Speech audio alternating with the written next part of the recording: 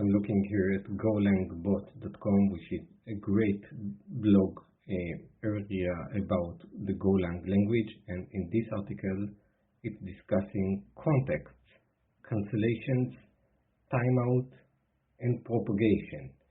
So if you're coming from Java language, then by default we don't really see any of these contexts. This seems something like a variable that we pass from one place to another, but is it part of the language itself? Cancellations, this sounds like threading and canceling of processes, but so the thing that I'm trying to say here is that this is interesting if it's a built-in part of the language. So if it's a built-in part of the building block of such a commonly used programming language, this which claims to be simple, then this is going to be great, because some of these topics are complex, and if they are introduced in a simple way in the programming language itself, this is going to be great. Okay, so let's begin. What is a context? Context is a package in the standard library, great, exactly what I wanted, which is mainly used to propagate cancellation signals from one function to another, or even microservice to another. Let's consider the example of a user sending a GET request to a web server to download 50 images, zip it, and send the zipped response back. The request has been triggered from the browser, and let's say that it takes 70 seconds to complete. Okay, so the use case that is suggesting we are trying to download something big, in this case 50 images from a server, and this request from the web server is going to take 70 seconds to complete. The user is not patient enough. I guess it happened to you that you start downloading something, and then either because it's stuck or you just want to stop it, you click the stop button.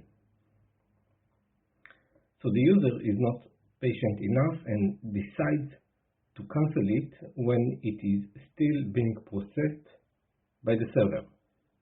Wouldn't it be nice if the server, so we don't want only the client to stop it and the client to disappear, but also the server gets to know that the user, the client, has canceled the request, such that the server can also terminate the request and save valuable CPU and memory.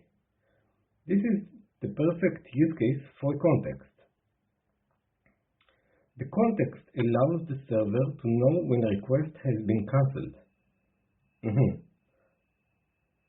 I would try to believe that context is assisting in multiple areas, and this is just one of them, but let's see. So the context allows the server to know a request has been cancelled by the client so that it can terminate its resources and move on. We will write the program for this as we progress through the tutorial. First, this paragraph is great, it's clear. This blog appears to be promising. A simple example. Let's start by writing a simple example where we have a function which has a long-running code that is called from main. So we are going to write a function, long-running one, that is being called from main. We must terminate the long-running function. We must terminate the long-running function when cancellation signal is sent from the caller. Let's discuss how we can achieve this with the help of context. So we see here package main, some imports, and something long-running. What is the long-running function doing? Count 0, count until 5, then sleep. Okay, so because we are sleeping, For 2 seconds in each iteration, this would be a total of 10 seconds, and this long-running function would take 10 seconds. And in the main, we call the long-running function and print the code. In the above program, long-running function runs for a loop of 5 iterations, which sleeps for 2 seconds between each iteration. Although the code is contrived, it is a perfect understanding for understanding context. So please stay with me on this. The above code will print current value of count 0, current value of count 1, current value of count 3, current count of, and from each step to the next, I would also print the timestamp because 2 seconds are passing, count is 10. After 10 seconds, it completes. So we have long-running code which will complete after 10 seconds. And we want to see the usage of the context object in this context. What if we want to terminate a long-running function after 5 seconds? Okay, so in Java, the way usually to do this is to start a new thread and then interrupt the new thread. This is possible, but here we are saying that it's possible with the help of context in Go, which is built into the language, which is again great. The main function will send a cancellation signal to the long-running. Again, we are having a signal. We need to signal somehow the long-running function to stop after 5 seconds. This raises the question, are we going to see code that checks for the context in each iteration, or is it going to be something more automatic? I'm curious about it. Function after 5 seconds using the context. The long-running function will receive it and return immediately. Let's see how we can achieve this. Context with cancellation. The first step towards the above goal is to create a new context in the main function. Okay, so we're creating a new context in the main function. We should also be able to cancel this context after 5 seconds so that the long running will return. Please don't worry if it doesn't make sense now. As we progress with the tutorial, it will be clear.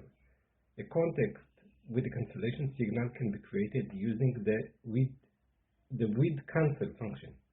This function needs a context to be passed as a parameter.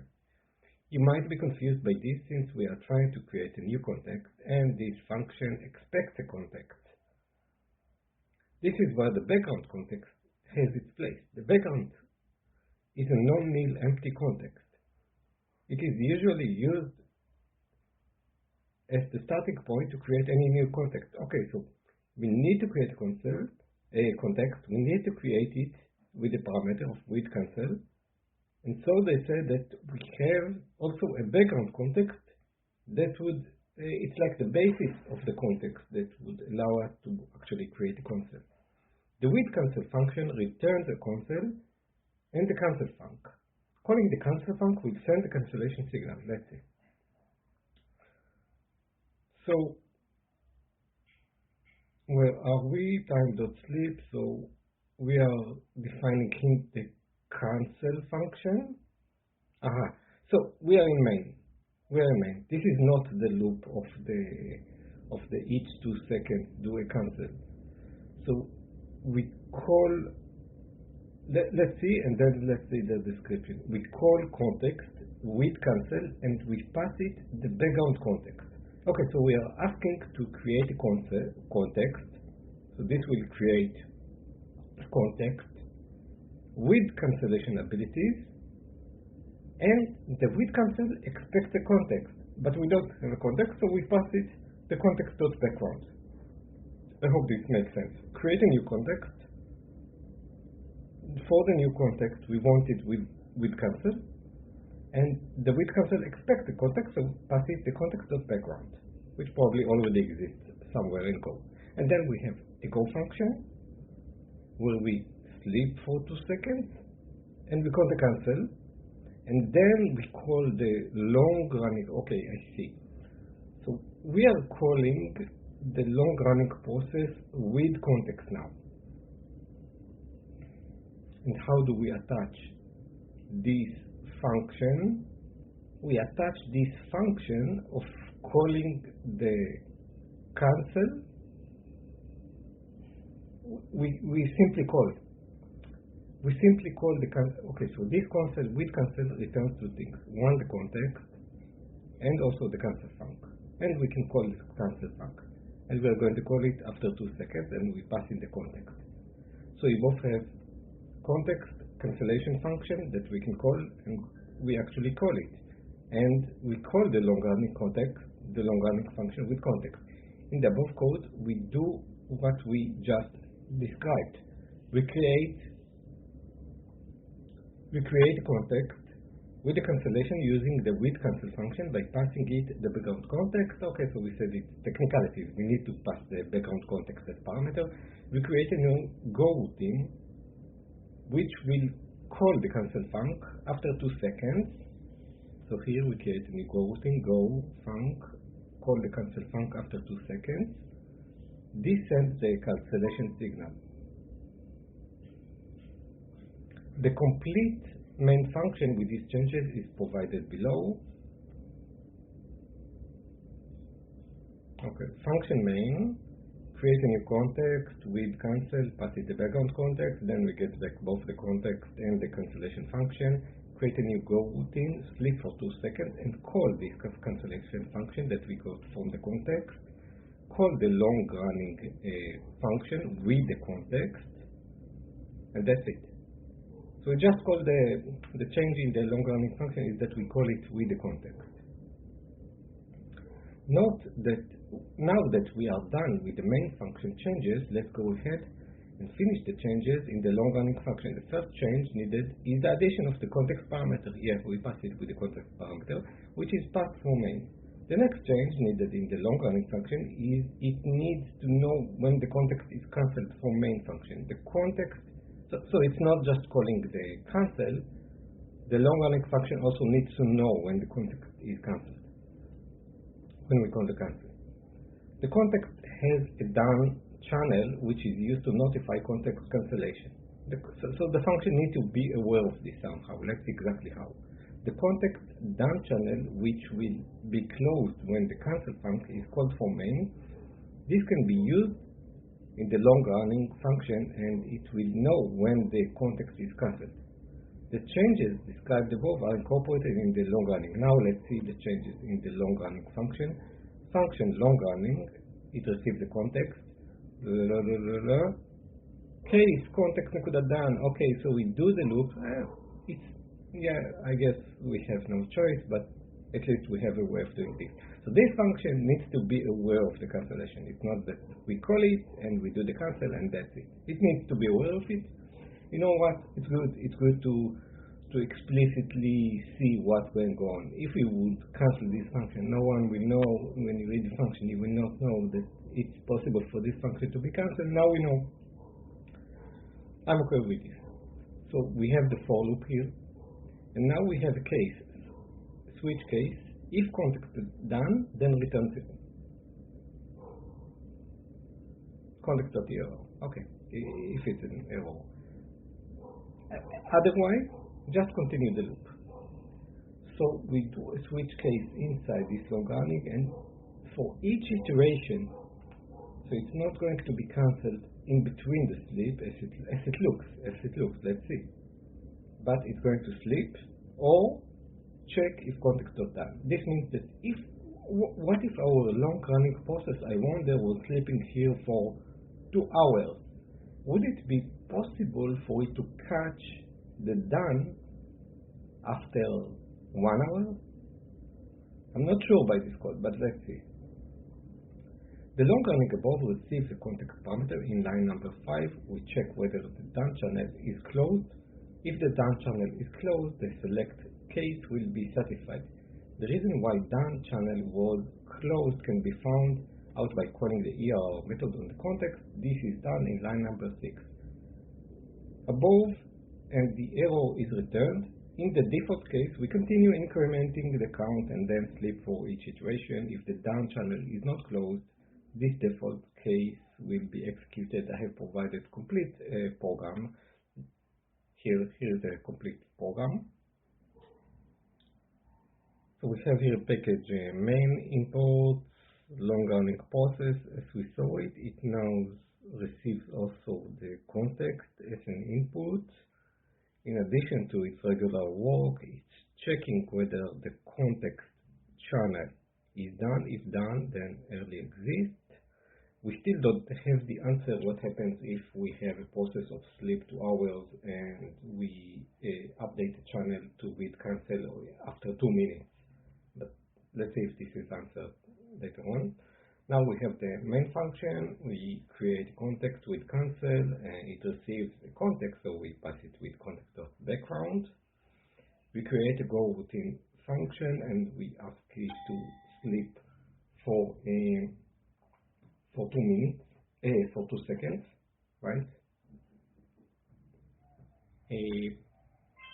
Then we call the long running tasks and we have it. The above program will print current value of count 0, then long running task exited with error context cancelled. Okay, and will terminate after 2 seconds because we have the go routine. This is exactly what we wanted.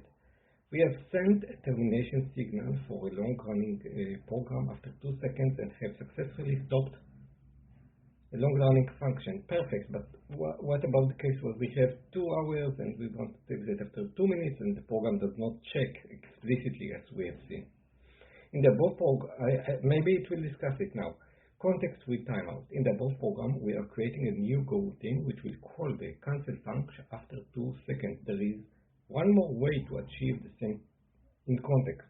The with timeout function of the context package creates a context which will be automatically cancelled after the timeout. We can use this in our code and cancel context after 2 seconds.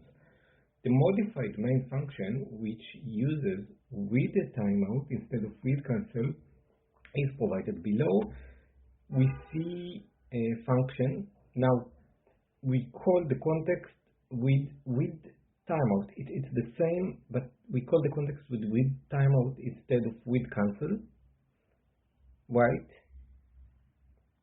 We call defer cancel function, and then it would be interesting to see the long running process. In line number 2 of the main function above, we create a context which will time out after 2 seconds. Okay, so we didn't explicitly need to say here when to cancel. In line number 2 of the main function above, we create a context which will be timeout after 2 seconds. The rest of the program remains the same. The with timeout returns a cancel function which needs to be called to prevent resource leak in case of long running completes before 2 seconds. As best practice, we call it every time using the defer. Running this program will print.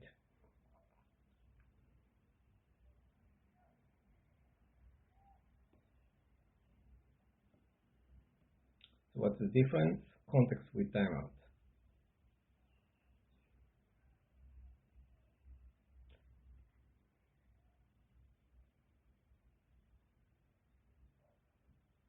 So the with timeout function of the context package creates context which will be automatically cancelled after the timeout. Did we tell it what is the timeout?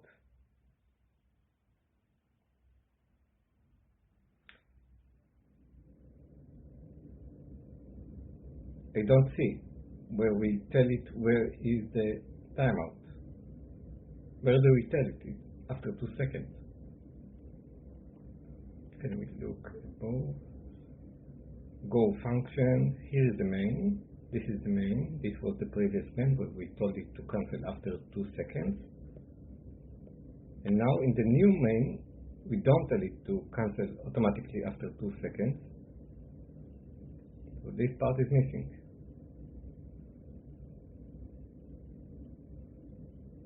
Okay, in any way, we have two ways. One with the with cancel, where we explicitly ask it to cancel after 2 seconds, and one with the with timeout, where it would automatically cancel. Context propagation, one of the other use cases, but I think up till now it's clear that we use the context. I mean, the global picture is what's important. We use context. We pass context to functions. We use go routines to tell when do we want to terminate, and we use the with cancel or the with timeout of the context in order to cancel operations. One of the other uses of context is to terminate all go routines spawned by a function once the context is cancelled. This is done by passing propagating the context to all child go routines. Let's say we have a web server and it has to contact two DB servers to process an incoming request. It spans two go routines, waits for both of them to return, and then it computes the output based on the result of the two go routines and returns it. If the user decides to cancel the request when it's in the middle of processing, we need to terminate all the go routines spawned by the web server to prevent the go routine leak and also to save valuable CPU time. This can be done with the help of context. Okay, so now they're saying that we are going to use the context in order to cancel go routines, and the example they've provided is a web server that accepts the request, sends two requests to the outside, and if we cancel it, we want to cancel all the subroutines. And as we've seen so far, we need to pass the context to all the go routines. So we have here package main, some struct, then dbtask1. And again, we see that we have a function called dbtask1. Again, we see that it receives the context. And again, we see that dbtask1 is doing a switch case on the context to check if it's done. And if it's done, then exit. Then we have function dbtask2. Again, we see that it receives a context parameter. And again, we see that it's using a switch case in order to check or select case to check if the context is done. Then we have the web API, which also receives a context. And it calls dbtask1 with the go routine and passes it the context. The main also creates dbtask2, passes it with the context, and the main should somehow cancel it. Yeah, and we see that function main is creating context with timeout, calling defer cancel func, and when there is a timeout, then all the sub-go routines would terminate simply because they do a select on the context. Okay, sounds good. This is beautiful because this code looks good. It looks simple. I cannot stress this enough. This is really beautiful. The code in Go is simple and beautiful. If you would look at this in TypeScript, I would see here a mess. This is the fact. I'm not saying it's not possible to write good clean code in TypeScript. I'm just saying that this is very clean, and I haven't seen such TypeScript clean code. In the above program, functions dbtask1 and dbtask2 are the two expensive DB operations. dbtask1 returns successful response after 7 seconds, and dbtask2 returns successful response after 5 seconds. These two functions accept a context as a parameter. If the context is cancelled, the done channel is closed, and these functions return error in line 20 and line 31 respectively. dbtask1 and dbtask2 are called from the web API functions as two go routines in lines 42 and 52. The web API receives a context from main, and the same context is passed to dbtask1 and dbtask2 in line number 43. Web API waits for these two functions to return and finally computes the result, which is the sum of the return values of both of the coroutines, and returns it. In this program uses wait group. I recommend reading about wait groups if you're not sure how wait groups works. If the context is cancelled before dbtask1 and dbtask2 complete processing, both dbtask1 and dbtask2 return error and they terminate. This prevents coroutine leak, also saves valuable CPU time. If context is not used, these two go routines will be dangling and the program will leak resources. Main creates a context with a timeout of 2 seconds. Maybe I was just missing. So this is where we tell the with timeout to wait for 2 seconds. It was hiding. Basically, when we call context.with timeout and we pass it with the background, and the with timeout, as opposed to the with cancel, is receiving another argument, the seconds the timer for. Okay.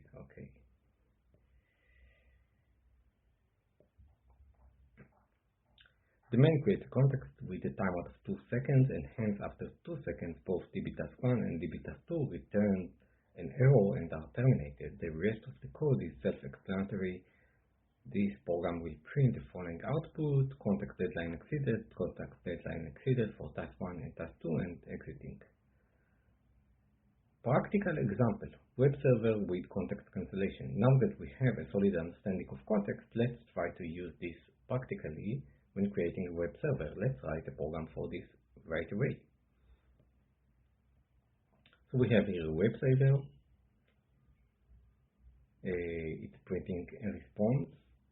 We have here a main, it's handling things. The above program implements a web server listening on port 8080. This web server performs an expensive operation and is simulated by a timer which fires after 10 seconds.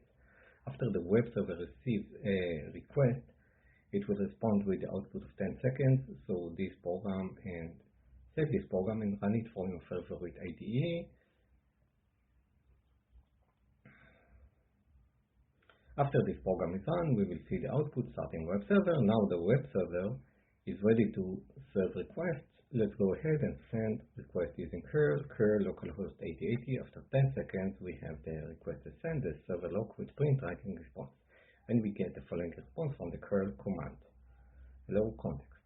Now let's take a case where the user is not patient enough, and after sending the curl request, he cancels by pressing Ctrl+C. In the keyboard, immediately after pressing these keys, the curl command will return. What do you think will happen to the request which is in process in the web server? Let's find out. If a curl request is sent and if it's cancelled before 10 seconds using the Ctrl+C, the server will never know that the request is cancelled and will still continue processing it. In this case too, the server will print writing response, although the user is cancelled, and will write a response. This is not good, of course. The request is cancelled, and the server is wasting valuable CPU time on a request which is already cancelled.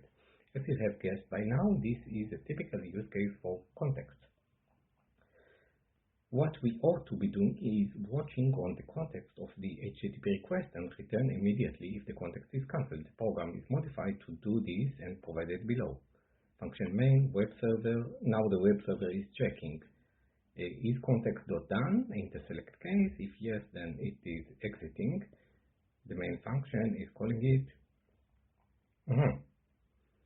So we don't have in the client. So the web server will already be the one calling context.timeout, right? In the previous examples, we have called the context.timeout, but now we make the web server. The web server will do this for us. All we need to do is to call a context.done and to check if it's done in our processing. In the above program, we watch on the context of the request and immediately return if it's cancelled. If the context is not cancelled, the server responds with hello context after 10 seconds.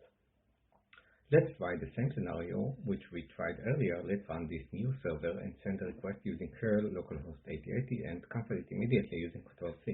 The request will be cancelled and the done channel of the context will be closed. The server will print error processing request context cancelled and return immediately. Thus the server doesn't continue to process requests which have been cancelled, saving valuable CPU time. Context can also be used to